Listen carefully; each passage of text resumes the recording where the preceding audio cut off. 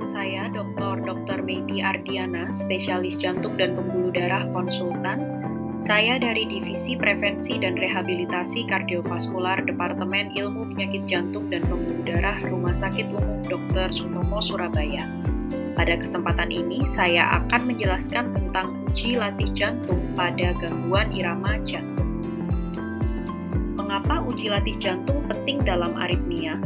Uji latih jantung atau exercise tolerance test adalah prosedur diagnostik non-invasif yang mengevaluasi respon kardiovaskular terhadap stres fisiologis. Pada pasien dengan gangguan irama jantung atau aritmia, uji latih jantung memiliki peran krusial. Tujuan utama uji latih jantung dalam aritmia, yang pertama adalah provokasi aritmia, mendeteksi aritmia yang diinduksi atau diperburuk oleh aktivitas fisik atau biasa disebut exercise-induced arrhythmia. Yang kedua, penilaian gejala, menghubungkan gejala, baik palpitasi, pusing, sinkop dengan kejadian aritmia selama olahraga. Yang ketiga, stratifikasi resiko, menilai resiko aritmia serius, seperti ventricular tachycardia, ventricular fibrilasi, dan sudden cardiac death yang terkait dengan olahraga. Yang keempat adalah evaluasi terapi, memantau efektivitas obat anti-aritmia atau intervensi lainnya. Yang kelima, penilaian kapasitas fungsional menggunakan METS atau VO2 max, menentukan toleransi olahraga dan dampaknya terhadap kualitas hidup. Dan yang terakhir adalah peresepan latihan, menentukan resep latihan aman untuk rehabilitasi. Mekanisme dan manfaat uji latih jantung. Mekanisme provokasi. Adanya peningkatan aktivitas sistem saraf simpatis atau katekolamin selama olahraga dapat memicu atau memperburuk berbagai aritmia. Adanya perubahan hemodinamik, yaitu peningkatan laju jantung, tekanan darah, atau curah jantung dapat mempengaruhi elektrofisiologi jantung. Kemudian perubahan elektrolit atau iskemia miokard yang diinduksi olahraga juga dapat menjadi pemicu. Mekanisme dan manfaat uji latih jantung. Manfaat ETT pada aritmia. Diagnosis etiologi membantu membedakan aritmia jinak dari yang berpotensi mengancam jiwa. Sebagai panduan terapi, informasi dari ETT dapat memandu pemilihan obat, dosis, atau keputusan untuk ablasi atau implantasi perangkat. Konseling pasien dapat memberikan dasar untuk rekomendasi aktivitas fisik yang aman. Prognosis untuk membantu dalam stratifikasi resiko jangka panjang. Rekomendasi pedoman uji latih jantung pada gangguan irama. Rekomendasi kelas 1. 1. Uji latih jantung berguna untuk menilai aritmia ventrikel yang disebabkan oleh latihan pada gejala aritmia ventrikel yang terkait dengan pengerahan tenaga, dugaan penyakit jantung koroner, atau takikardia ventrikel polymorphic katekolaminergic. 2. Pada preeksitasi asimptomatik, kehilangan konduksi secara tiba-tiba selama uji latih jantung pada irama sinus berguna untuk mengidentifikasi pasien dengan resiko rendah konduksi cepat pada jalur tersebut. 3. Pada simptomatik preeksitasi, kehilangan konduksi secara tiba-tiba selama uji latih jantung dalam ritme sinus berguna untuk mengidentifikasi pasien dengan resiko rendah mengembangkan konduksi cepat. Rekomendasi pedoman uji latih jantung pada gangguan irama kelas 2A. 1. Pada dugaan sindrom QT memanjang, uji latih jantung untuk menetapkan diagnosis dan memantau respon terhadap terapi. 2. Uji latih jantung dapat mengevaluasi respon terhadap terapi medis atau ablasi pada aritmia ventrikel yang disebabkan oleh latihan. 3. Pada dugaan inkompetensi kronotropik, uji latih jantung untuk memastikan diagnosis dan memberikan informasi tentang prognosis. 4. Pada gejala terkait olahraga yang dicurigai karena bradikardia atau gangguan konduksi, atau pada blok antrioventrikular 2:1 dengan tingkat yang tidak diketahui, dapat dilakukan uji latih jantung. 5. Pada pasien dengan gejala akibat aktivitas fisik, misalnya nyeri dada, sesak napas, yang mengalami blok atrioventrikular morbid tipe 1 derajat pertama atau kedua saat istirahat, uji latih jantung untuk menentukan manfaat dari pacu jantung permanen. Aritmia ventricle. Definisi aritmia ventricle atau exercise-induced ventricular arrhythmia atau ETIVA seperti PVC, VT, VF yang dipicu oleh latihan. Temuan pada uji latih jantung, PVC lebih dari 30 kali per jam, VT polymorphic pola R-only, short coupling interval, meningkatkan resiko aritmia maligna.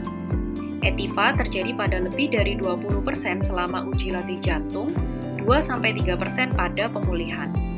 PVC frekuen lebih dari 10 kali per menit, PVC polymorphic, atau VT pada pemulihan menunjukkan prognosis buruk, terutama pada penyakit jantung koroner. Manajemen, hentikan tes jika lebih dari 3 PVC berturut-turut atau didapatkan VT polymorphic.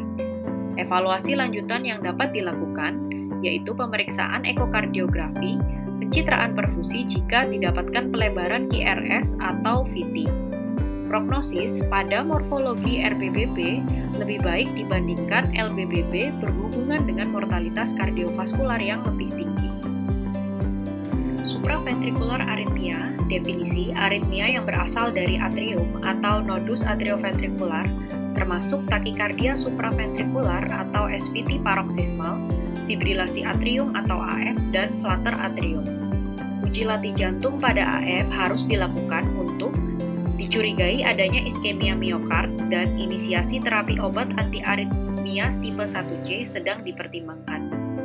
Uji latih jantung membantu mendeteksi pelebaran QRS tidak boleh melebihi 50% yang terjadi pada HR yang cepat. Penilaian kecukupan kontrol nadi di seluruh spektrum aktivitas pada AF persisten atau permanen. Rekomendasi kelas 1C. Kriteria untuk kontrol nadi bervariasi sesuai dengan usia, tetapi biasanya pengendalian nadi yang optimal 60-80 denyut per menit saat istirahat dan 90 hingga 115 denyut per menit selama latihan sedang. Mengukur kapasitas fungsional, pasien dengan fibrilasi atrium cenderung memiliki kapasitas latihan yang lebih rendah, sekitar 15 hingga 20% lebih rendah. Menilai efektivitas obat atau prosedur ablasi, dan menginduksi kemungkinan atrial fibrilasi dengan olahraga. Temuan pada ULC, atrial fibrilasi atau SVT dengan rapid ventricular response lebih dari 150 denyut nadi per menit, palpitasi dyspnea atau sinkop pada intensitas rendah 3 hingga 5 Mets. Pada pasien dengan pacemaker atau ICD, deteksi SVT dapat memicu inappropriate ICD terapi. Interogasi perangkat untuk membedakan SVT dari VT. Tindakan selama uji latih jantung. Hentikan tes jika AF atau SVT dengan rapid ventricular response lebih dari 150 denyut per menit atau gejala berat. Monitor EKG untuk frekuensi dan durasi aritmia. Terapi yang dapat diberikan ialah beta blocker atau metoprolol atau non-dihydropyridine, calcium channel blocker atau diltiazem. Antikoagulan untuk AF misalnya apixaban. Pertimbangkan ablasi kateter untuk SVT berulang. Untuk ICD, sesuaikan zona deteksi SVT untuk menghindari inappropriate shock. Blok cabang berkas. Blok cabang berkas dapat bersifat intermiten dan diinduksi olahraga. Prevalensinya didapatkan kurang dari 0,5% pada uji latih jantung. Signifikansinya, LBBB lebih beresiko dibandingkan dengan RBBB. Temuan pada uji latih jantung, normal apabila didapatkan pemendekan gelombang QRS, gelombang PR, gelombang QT selama latihan. LBBB pada nadi kurang dari 125 kali per menit merupakan indikasi iskemia atau penyakit jantung struktural, di mana resiko kematian 3 kali lebih tinggi. Sedangkan apabila didapatkan RBBB, prognosis bersifat baik, interpretable ST pada lead 2, 3, AVF, V5, dan V6. Tindakan selama uji latih jantung. Hentikan tes jika LBBB muncul pada nadi kurang dari 125 kali per menit. Lanjutkan tes pada RBBB kecuali didapatkan gejala yang berat. Terapi yang dapat diberikan adalah optimalkan pengobatan penyakit jantung koroner, pertimbangkan resinkronisasi jantung atau CRT pada LBBB persisten. Katekolaminergic polymorphic ventricular tachycardia atau CPVT Definisinya merupakan aritmia genetik langka autosomal dominan dengan adanya mutasi genetik RYR2 yang dipicu oleh katekolamin, ditandai dengan adanya VT bidireksional atau polimorfik. Karakteristiknya didapatkan tidak ada penyakit jantung struktural dengan gambaran EKG istirahat normal. Gejalanya didapatkan sinkop saat emosi atau olahraga. Temuan pada uji latih jantung di antaranya PVC polimorfik, VT, atau VF pada nadi lebih dari 120 hingga 130 kali per menit. Aritmia yang dipicu stres fisik atau emosional. ULJ adalah standar emas untuk deteksi CPVT dan screening keluarga pada kasus CPVT yang sudah terdiagnosis. Berikut adalah gambaran rekam jantung dari Exercise-Induced Polymorphic VT in Catecholaminergic Polymorphic Ventricular Tachycardia atau CPVT. Pada pasien CPVT, tes genetik atau konseling genetik merupakan indikasi pada pasien dengan kecurigaan klinis atau diagnosis klinis dari CPVT dengan level rekomendasi kelas 1. Beta blocker, idealnya non-selektif beta blocker seperti nadolol atau propanolol, direkomendasikan pada seluruh pasien dengan diagnosis klinis CPVT dengan level rekomendasi kelas 1. Challenge epinefrin atau isoproterenol dapat dipertimbangkan pada diagnosis CPVT apabila uji latih jantung tidak dapat dilakukan dengan level rekomendasi 2B. Protokol uji latih jantung pada CPVT penting untuk menggunakan protokol yang memprovokasi stres adrenergik secara bertahap, misalnya protokol Bruce atau Naughton. Obat-obatan seperti atropin atau isoproterenol dapat digunakan dalam kasus tertentu untuk meningkatkan sensitivitas. Tindakan selama uji latih jantung, hentikan tes jika didapatkan VT polimorfik atau VF. Lakukan monitor EKG secara ketat untuk temuan PVC polimorfik. Terapi yang dapat diberikan diantaranya adalah beta blocker, seperti nadolol dan propanolol dengan dosis tinggi. ICD dilakukan pada kasus refrakter atau riwayat kardiak arrest. Dan hindari latihan intens dengan skala lebih dari 5 METS. Long QT syndrome atau sindrom long QT atau LQTS, definisinya merupakan gangguan genetik dengan prolongasi QT meningkatkan resiko torsa de pointes atau TDP. Terdapat 3 macam tipe, yaitu LQTS1 yang dipicu latihan, LQTS2 yang dipicu stres emosional, dan LQTS3 pada saat istirahat. Dikatakan long QT syndrome adalah apabila durasi gelombang QTC lebih dari 460 ms pada wanita dan lebih dari 450 ms pada pria. Temuan utama yang didapatkan diantaranya adalah adanya prolongasi gelombang QT lebih dari 500 ms selama latihan atau pemulihan. Didapatkan PVC atau torsa de poa pada nadi lebih dari 120 kali per menit, terutama pada long QT syndrome 1 atau exercise testing sangat berguna pada LQTS1. Uji latih bisa mengungkap LQTS subklinis pada pembawa mutasi genetik. Digunakan juga untuk menilai efektivitas beta blocker pada pasien LQTS. Resiko yang didapatkan adalah torsa de poa dapat berkembang menjadi ventricular fibrilasi menyebabkan sudden cardiac death. Bagaimana cara mengukur interval QT? Pada langkah A, ujung gelombang T sebagai titik perpotongan antara garis dasar isoelektrik dan garis singgung yang mewakili kemiringan ke bawah atau ke atas maksimum dari gelombang T. B. Gelombang T memiliki konfigurasi bifasik, bifid, atau notch, garis singgung setelah puncak terakhir. Gambaran C dan D ketika gelombang U tidak mudah dikenali akan menjadi lebih rumit untuk menentukan ujung dari T. Berikut adalah gambaran kriteria diagnosis dari long QT syndrome. Dari temuan elektrokardiogram didapatkan adanya pemanjangan durasi QTC yang dihitung dengan menggunakan formula Bazet. Kemudian, adanya recovery dari gelombang QTC pada menit keempat saat dilakukan uji latih jantung. Kemudian didapatkan adanya gelombang torsa de poa, adanya alternan gelombang T atau T-wave alternan, adanya notch pada T-wave D, 3 lead, kemudian adanya resting heart rate yang rendah.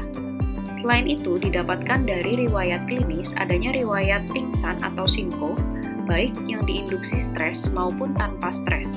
Selain itu, ditemukan juga riwayat adanya ketulian. Kemudian, didapatkan pada riwayat keluarga adanya anggota keluarga yang terdiagnosis dengan LQTS atau adanya anggota keluarga yang mengalami kematian jantung mendadak yang tidak dapat didefinisikan pada saat usia kurang dari 30 tahun, di mana kriteria diagnosis tersebut dapat dihitung menggunakan skor Schwartz. Apabila kriteria pasti dengan skor LQTS lebih dari sama dengan 3,5 poin. Kriteria probabilitas LQTS menengah dengan skor LQTS kurang dari 3,5 dan lebih dari 1. Kriteria probabilitas LQTS rendah apabila poin kurang dari sama dengan 1. Tindakan selama uji latih jantung yang dapat dilakukan pada long QT syndrome. Hentikan tes jika didapatkan QT lebih dari 500 ms atau munculnya gelombang torsa de Poa. Monitor EKG untuk prolongasi QT dinamis. Terapi yang dapat diberikan diantaranya adalah beta blocker seperti propranolol, nadolol untuk LQTS 1 atau 2. ICD pada pasien dengan riwayat torsa de Poa atau resiko tinggi. Batasi latihan intens kurang dari 5 mets pada LQTS 1. Berikan edukasi, yaitu hindari obat yang dapat mencetuskan pemanjangan gelombang QT. Selain itu juga olahraga kompetitif. Pada pasien yang terdiagnosis klinis dengan LQTS, tes genetik dan konseling genetik direkomendasikan dengan level rekomendasi kelas 1. Beta blocker, idealnya non-selektif beta blocker seperti nadolol atau propanolol, direkomendasikan pada pasien dengan long QTS yang terdokumentasi terdapat prolongasi interval QT untuk mengurangi resiko dari kejadian aritmia dengan level rekomendasi kelas 1. Mexiletin diindikasikan pada pasien LQT3 dengan QT prolongasi interval dengan level rekomendasi kelas 1. Pada pasien LQTS, perlu dipertimbangkan untuk mengkalkulasi adanya resiko aritmia sebelum diberikan inisiasi terapi berdasarkan genotip dan durasi dari interval QT dengan level rekomendasi kelas 2A. Implantasi ICD dapat dipertimbangkan pada pasien LQTS yang asimptomatik dengan profil resiko tinggi berdasarkan dengan kalkulator resiko LQTS 1, 2, 3. Sebagai tambahan, terapi medikal yang spesifik genotip dapat diberikan, terutama seperti mexiletin pada pasien dengan LQT3 dengan level rekomendasi kelas 2B. Tes diagnostik rutin dengan challenge epinefrin tidak direkomendasikan pada pasien dengan long QT syndrome dengan level rekomendasi kelas 3. Sindroma Wolff-Parkinson-White atau WPW, definisinya merupakan preeksitasi ventrikel akibat jalur aksesori bundle of Kent yang dapat meningkatkan resiko supraventricular tachycardia atau AF rapid. Resikonya, AF dengan konduksi cepat lebih dari 200 denyut nadi per menit dapat menyebabkan ventricular fibrilasi. Temuan utama yang didapatkan pada sindroma WPW, hilangnya atau disappearance delta wave pada denyut nadi tinggi, jalur aksesori refraktor yang mengalami prognosis baik. Adanya persistennya preeksitasi yang dapat meningkatkan resiko AVRT atau pre-excited AF. SVT atau AF dengan rapid ventricular response lebih dari 200 denyut nadi per menit, resiko tinggi mengalami henti jantung. Pada gambaran EKG, didapatkan adanya delta wave pada istirahat dan SVT atau AF selama latihan. Tindakan selama uji latih jantung pada sindroma WPW, hentikan tes jika SVT atau AF dengan rapid ventricular response lebih dari 200 denyut nadi per menit atau gejala berat. Monitor untuk sinkop atau palpitasi. Terapi yang dapat diberikan ialah ablasi kateter untuk jalur aksesori berisiko tinggi, beta blocker atau antiaritmia seperti flecainid untuk supraventricular tachycardia, antikoagulan sementara jika didapatkan AF. Untuk terapi ICD disesuaikan zona deteksi SVT untuk menghindari inappropriate shock. Rekomendasi aktivitas fisik berdasarkan temuan. Apabila didapatkan LQT syndrome atau GPVT, hanya aktivitas ringan dan hindari kompetisi. Pada VT stabil tanpa struktur abnormal, dapat dilakukan latihan dengan pengawasan. Sedangkan pada sindroma WPW tanpa preeksitasi pada saat latihan, aman untuk dilakukan latihan. Sebagai ringkasan, uji latih jantung penting untuk deteksi aritmia, stratifikasi resiko, dan panduan rehabilitasi. Aritmia ventricle, supraventricle, LVBP, GPVT, LQTS, dan sindroma WPW memiliki temuan dan manajemen spesifik. Pacemaker atau ICD memerlukan interogasi dan penyesuaian zona deteksi. Rekomendasi yang dapat dilakukan, hentikan tes pada aritmia berbahaya atau dengan gejala berat. Integrasikan hasil uji latih jantung dalam terapi dan program latihan.